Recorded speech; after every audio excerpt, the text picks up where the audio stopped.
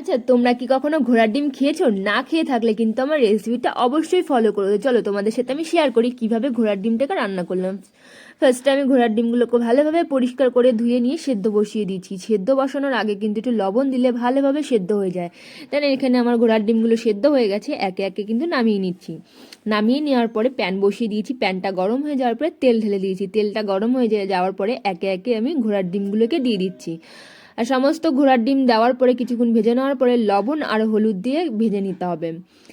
দেন কিছুক্ষণ ভেজে নেওয়ার পরে আমি এখানে মটরশুঁটি দিয়ে দিচ্ছি। আর শীতের দিনে ঘোড়ার ডিমের সাথে মটরশুঁটি না হলে কি জমে? দেন দুটো ভালো করে ভেজে নিয়ে একে একে তুলে নিতে হবে। তুলে নেওয়ার পরে ওই প্যানের ভেতরে আবার একটু তেল দিয়ে দিতে হবে। তেলটা গরম হয়ে যাওয়ার পরে কিন্তু ফোড়নে দিয়ে দিতে হবে। ফোড়নে দিয়েছিলাম আমি তেজপাতা, শুকনো লঙ্কা, দারচিনি আর গোলাপ পাতা। দেন কিছুক্ষণ ভাজার পরে এবার আমি মশলা দিয়ে দিচ্ছি, আদার আর লঙ্কার পেস্ট। আদা লঙ্কার পেস্টটা কষিয়ে নেওয়ার পরে এখানে হলুদের গুঁড়ো, লঙ্কার গুঁড়ো, জিরের গুঁড়ো আর লবণ দিয়ে কিছুক্ষণ কষিয়ে নিয়েছি। আর কষিয়ে নেওয়ার পরে কিন্তু এবার চিনি দিয়ে দিচ্ছে। চিনিটা দিলে কিন্তু কালার আর টেস্ট দুটোই বেড়ে যায়। দেন ভালোভাবে কষিয়ে নেওয়ার পরে টমেটো দিয়ে দিয়েছিলাম। টমেটোটাকেও কষিয়ে নেওয়ার পরে এবার আমি ঘোড়ার ডিমটা আর মটরশুঁটি দিয়ে দিয়েছি।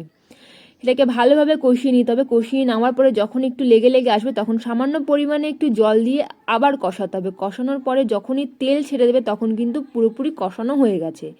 এবার জল দিয়ে দিতে হবে। জলটা পরিমাণ মতন দিয়ে ভালোভাবে তরকারিটা ফোটাতে হবে। কিছুক্ষণ ফুটিয়ে আসলে আলুটা যখন সেদ্ধ হয়ে যাবে তখন একটু ম্যাশ করে দিতে হবে। ম্যাশ করে দিলে কিন্তু গ্রেভিটা খুব সুন্দর হয়। আর এখানে আমার তরকারি ডান। আমি ওপর থেকে ধনেপাতা ছিটিয়ে দিয়ে কিন্তু নামিয়ে দেবো। আর শীতের দিনে ধনেপাতা ছাড়াও তরকারি একদম ভালো লাগে না। তাহলে এখানে আমার ঘোড়ার ডিমগুলো হয়ে গেছে। কেমন লাগলো ঘোড়ার ডিমগুলো অবশ্যই কমেন্ট করো, লাইক অ্যান্ড শেয়ার করো। বাই, দেখা হচ্ছে নেক্সট